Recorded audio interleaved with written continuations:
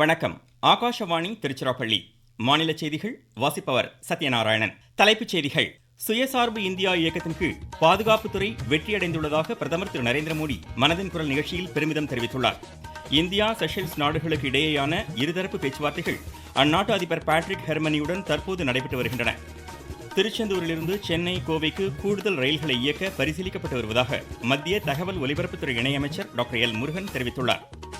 முதலமைச்சர் திரு C Joseph Vijay polio சொட்டு மருந்து முகாமை சென்னையில் இன்று தொடங்கி வைத்தார். ஐசிசி உலகக்கோப்பை மகளிர் 2020 கிரிக்கெட் போட்டியில் இந்தியா இன்று ஆஸ்திரேலியாவை எதிர்கொள்கிறது. இனி விரிவான செய்திகள். சுயசார்பு இந்தியா இயக்கத்தின் கீழ் பாதுகாப்புத்துறை வெற்றியடைந்துள்ளதாக பிரதமர் திரு நரேந்திர மோடி பெருமிதம் தெரிவித்துள்ளார். அகில இந்திய வானொலியில் மன் கி பாத் மனதின் குரல் நிகழ்ச்சியில் 135வது முறையாக இன்று உரையாற்றிய அவர், இந்தியாவில் தயாரிக்கப்பட்ட C-295 ரக விமானம் தனது முதல் பயணத்தை இம்மாதம் மேற்கொண்டதாக கூறினார். இத்தகைய 40 விமானங்கள் தற்போது நாட்டில் தயாரிக்கப்பட்டு வருவதாக கூறிய பிரதமர், சிறு குறு நடுத்தர தொழில் நிறுவனங்கள் மற்றும் விண்வெளித்துறைக்கு இது புதிய உத்வேகத்தை அளிப்பதோடு வேலைவாய்ப்புகளை உருவாக்கியுள்ளதாக தெரிவித்தார்.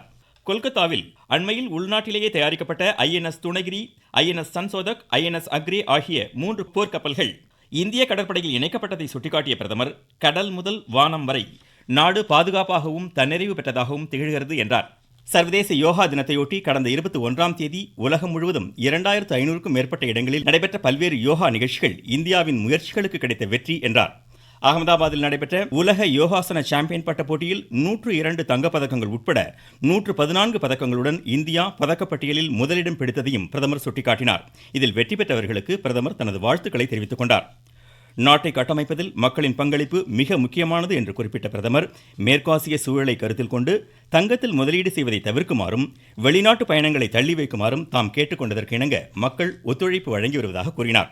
நாடு முழுவதும் உள்ள கோடிக்கணக்கான குடும்பங்களுக்கு காப்பீடு வசதிகள் தற்போது கிடைத்துள்ளதாக கூறிய அவர், பிரதம மந்திரி சுரக்ஷா பீமா யோஜனா, பிரதம மந்திரி ஆயுள் காப்பீடு உள்ளிட்ட திட்டங்களின் மூலம் கோடிக்கணக்கான மக்கள் பயனடைந்து வருவதாக குறிப்பிட்டார். இத்தகைய திட்டங்கள் குறித்த தகவல்களை குடும்பத்தினருடன் பகிர்ந்து கொள்ளுமாறும் நாட்டு மக்களை அவர் கேட்டுக்கொண்டார். மக்கள் மூட நம்பிக்கைகளை அறிவியல் அனுபவம் மற்றும் விவாதங்களின் அடிப்படையில் எதிர்கொள்ள வேண்டும் என்று அறிவுறுத்திய பிரதமர், சரியான தகவல்கள் மூலம் மூட நம்பிக்கைகளிலிருந்து மக்கள் விடுபட முடியும் என்றார். விளையாட்டுத்துறை வேகமாக வளர்ந்து வருவதாக எடுத்துரைத்த பிரதமர், இதில் இளைஞர்களின் பங்களிப்பு அதிகரித்து வருவதாகவும் கூறினார். தொழில்நுட்பம் மற்றும் செயற்கை நுண்ணறிவின் மூலம் மக்களின் படைப்பாற்றலை பாதுகாப்பதற்காக நாளந்தா பல்கலைக்கழகம் பல்வேறு முயற்சிகளை மேற்கொண்டு வருவதாக கூறிய பிரதமர், சாஸ்திரார்த் என்ற அறிவுசார் விவாதங்களின் மூலம் பண்டைய மரபுகளை இப்பல்கலைக்கழகம் மீண்டும் உயிர்ப்பித்துள்ளதாக தெரிவித்தார். நாட்டில் உள்ள பிற பல்கலைக்கழகங்களும் இத்தகைய முயற்சிகளில் ஈடுபட வேண்டும் என்றும் பிரதமர் கேட்டுக்கொண்டார். நவீன தொழில்நுட்பத்தை இந்தியாவின் பாரம்பரியத்துடன் ஒருங்கிணைக்கும் புதிய பாடப்பிரிவுகளை பல்கலைக்கழகங்கள் உருவாக்க வேண்டியதன் அவசியத்தையும் பிரதமர் எடுத்துரைத்தார். இந்திய கலாச்சாரம் உலகின் பல்வேறு பகுதிகளுக்கு சென்றடைவது மகிழ்ச்சி அளிப்பதாக கூறிய பிரதமர், டொமினிக் குடியரசில் வசிக்கும் இந்தியர்கள் வேத மந்திரங்களை கற்றுத் தேர்ந்து வருவதாக எடுத்துரைத்தார். பிளாஸ்டிக் கழிவுகளை மறுசுழற்சி செய்து சுற்றுச்சூழலுக்கு உகந்த செங்கற்களாக மாற்றும் முயற்சிகள் நடைபெற்று வருவதாக கூறிய பிரதமர், பொது இடங்களை அலங்கரிக்க இத்தகைய செங்கற்களை பயன்படுத்த அறிவுறுத்தினார். விநாயகர் சதுர்த்திக்காக செய்யப்படும் விநாயகர் சிலைகள் உள்ளூர் மண்பாண்ட தொழிலாளர்கள் மற்றும் கைவினைஞர்களால் உருவாக்கப்படுவதை உறுதி செய்ய வேண்டும் என்று கூறிய பிரதமர், களிமண்ணால் செய்யப்பட்ட விநாயகர் சிலைகளுக்கு முன்னுரிமை அளிக்குமாறு பொதுமக்களை வலியுறுத்தினார். இதன் மூலம் ஆறு, குளங்கள் மற்றும் சுற்றுச்சூழலை பாதுகாக்க முடியும் என்று பிரதமர் கூறினார். நீர் பாதுகாப்பின் அவசியத்தை எடுத்துரைத்த பிரதமர், மழை நீரை சேமிப்போம் இயக்கம் மேலும் வலுப்பெற வேண்டும் என்றார். இந்தியா செஷல்ஸ் நாடுகளுக்கு இடையேயான இருதரப்பு ஒத்துழைப்பு பேச்சுவார்த்தைகளை பிரதமர் திரு நரேந்திர மோடி அந்நாட்டு அதிபர் பேட்ரிக் ஹெர்மனியுடன் தலைநகர் விக்டோரியாவில் தற்போது மேற்கொண்டு வருகிறார். இருதரப்பு ஒத்துழைப்பு, மண்டல மற்றும் சர்வதேச விவகாரங்கள் குறித்து இரு தலைவர்களும் ஆலோசித்து வருகின்றனர். தொடர்ந்து பிரதமர் அந்நாட்டு தேசிய சட்டமன்றத்தில் உரையாற்றுவதோடு இந்திய வம்சாவளியினரையும் சந்திக்க உள்ளார். பின்னர் ரோஷ் கைமானில் நடைபெறும் செஷல்ஸ் தேசிய தின கொண்டாட்டங்களிலும் பிரதமர் பங்கேற்கிறார். நாட்டின் வளர்ச்சி பாதையில் வனவிலங்கு பாதுகாப்பு கொள்கைகள் முக்கிய பங்கு வகிப்பதாக மத்திய சுற்றுச்சூழல் மற்றும் வனத்துறை அமைச்சர் திரு பூபேந்தர் யாதவ் தெரிவித்துள்ளார். ராஜஸ்தான் மாநிலம் சரிஸ்கா புலிகள் காப்பகத்தில் மீண்டும் புலிகள் அறிமுகப்படுத்தப்பட்டு 18 ஆண்டுகள் நிறைவடைவதையொட்டி அவர் வெளியிட்டுள்ள செய்தியில், உலகின் மொத்த காட்டுப்புலிகள் எண்ணிக்கையில் 75% இந்தியாவில் உள்ளதாக சுட்டிக்காட்டினார். நீங்கள் கேட்டுக்கொண்டிருப்பது ஆகாஷ்வாணியின் மாநில செய்தி அறிக்கை.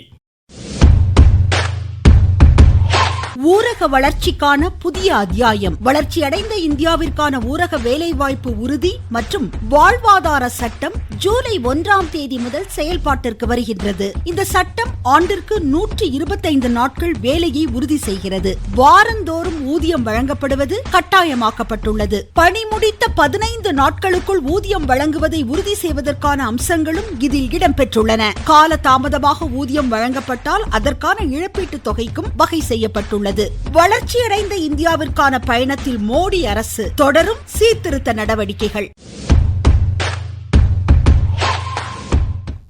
திருச்செந்தூரிலிருந்து சென்னை கோவைக்கு கூடுதல் ரயில்களை இயக்குவது குறித்து பரிசீலனை செய்யப்பட்டு வருவதாக மத்திய தகவல் ஒலிபரப்புத்துறை இணையமைச்சர் டாக்டர் எல் முருகன் தெரிவித்துள்ளார். திருச்செந்தூரில் அம்ரித் பாரத் திட்டத்தின் கீழ் 16 கோடி ரூபாய் மதிப்பீட்டில் நடைபெற்று வரும் ரயில் நிலைய மேம்பாட்டுப் பணிகளை ஆய்வு செய்த பின் செய்தியாளர்களிடம் பேசிய அவர், தமிழகத்தில் உலகத்தரம் வாய்ந்த அடிப்படை கட்டமைப்புகள் செயல்படுத்தப்பட்டு வருவதாக கூறினார். சென்னை எழும்பூர் ரயில் நிலையம் உட்பட மாநிலத்தின் 77 ரயில் நிலையங்களில் மேம்பாட்டுப் பணிகள் நடைபெற்று வருவதாகவும் கூறினார். நாடு முழுவதும் போலியோ சொட்டு மருந்து முகாம் இன்று நடைபெறுகிறது. இம்முகாமை முதலமைச்சர் திரு சி ஜோசப் விஜய் சென்னை பாலவாக்கத்தில் தொடங்கி வைத்தார். தென்காசி மாவட்டம் நன்னகரம் துணை சுகாதார நிலையத்தில் மாநில சுற்றுச்சூழல் துறை அமைச்சர் திரு ராஜீவ், ராணிப்பேட்டை மாவட்டம் அரக்கோணத்தில் மாநில கூட்டுறவுத்துறை அமைச்சர் திரு காந்திராஜ், கோவையில் பிற்படுத்தப்பட்டோர் நலத்துறை அமைச்சர் திரு சம்பத்குமார் ஆகியோர் இம்முகாமை தொடங்கி வைத்தனர். காஞ்சிபுரத்தில் சொட்டு மருந்து முகாமை தொடங்கி வைத்து பேசிய மாநில வனத்துறை அமைச்சர் திரு ரஞ்சித்குமார், அரசு மருத்துவமனைகள், ஆரம்ப சுகாதார நிலையங்கள் உள்ளிட்ட இடங்களில் பெற்றோர் தங்களது குழந்தைகளுக்கு போலியோ சொட்டு மருந்தை தவறாது வழங்க வேண்டும் என்று அறிவுறுத்தினார். நம்முடைய மாண்புமிகு முதலமைச்சர் அவருடைய உத்தரவின்படி தமிழகம் முழுவதும் இன்று சிறப்பாக அனைத்து பகுதியிலும் அனைத்து குழந்தைகளுக்கும் தவறாமல் சொட்டு மருந்து கொடுக்க வேண்டும். ஒரு சிலர் எல்லாம் தெரியாம விட்டுறாங்க. அந்த மாதிரி விடுபடாம இருக்கிறதுக்கு நீங்க அக்கம் பக்கம் இருக்கிற குழந்தைங்களா நீங்க ஞாபகப்படுத்தி சொல்லுங்க. அப்படியும் விடுபட்டா ஹாஸ்பிட்டலுக்கு வந்துட்டு நீங்க கண்டிப்பா குழந்தைங்களுக்கு தேவையான அந்த மருந்தை நீங்க பூர்த்தி செய்ய வேண்டும்.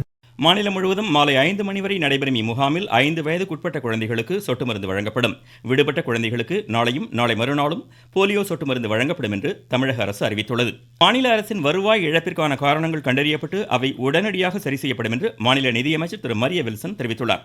கும்பகோணத்தில் செய்தியாளர்களிடம் பேசிய அவர், 2028ஆம் ஆண்டு நடைபெறவுள்ள மகாமக பெருவிழாவிற்கான நிதி ஒதுக்கீடு குறித்து வேளாண் துறை அமைச்சர் திரு வினோத் பரிந்துரையின்படி முடிவெடுக்கப்படும் என்றார்.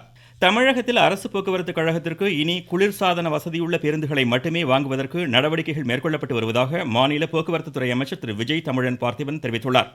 சேலம் சீலநாயக்கன்பட்டியில் செய்தியாளர்களிடம் பேசிய அவர், மாநிலம் முழுவதும் மகளிருக்கான இலவச பயணம் திட்டம் குறித்து விரைவில் அறிவிக்கப்படும் என்றார். தமிழக அரசு அனைத்து துறைகளிலும் ஊழலற்ற நிர்வாகம் என்ற இலக்கை நோக்கி பயணிப்பதாக மாநில சிறுபான்மையினர் நலத்துறை அமைச்சர் திரு ஷாஜஹான் தெரிவித்துள்ளார். திருவாரூர் மாவட்டம் ஜாம்பானோடை ஷேக் தாவூது ஆண்டவர் தர்காவில் செய்தியாளர்களிடம் பேசிய அவர், புதிய அரசு பதவியேற்ற 40 நாட்களில் மக்களுக்கு இடையூறாக இருந்த டாஸ்மாக் கடைகள் மூடப்பட்டது உள்ளிட்ட பல்வேறு நடவடிக்கைகள் எடுக்கப்பட்டதாக கூறினார். தமிழகம் தற்போது பல்வேறு துறைகளில் நெருக்கடியை சந்தித்து வருவதாக எதிர்க்கட்சித் தலைவர் திரு உதயநிதி ஸ்டாலின் தெரிவித்துள்ளார். தஞ்சை மாவட்டம் உரத்தநாட்டில் நிகழ்ச்சி ஒன்றில் உரையாற்றிய அவர், மாநிலத்தில் மின்வெட்டு அதிகரித்திருப்பதாகவும் குறிப்பாக இரவு நேர மின்தடை தொடர்வதாகவும் கூறினார்.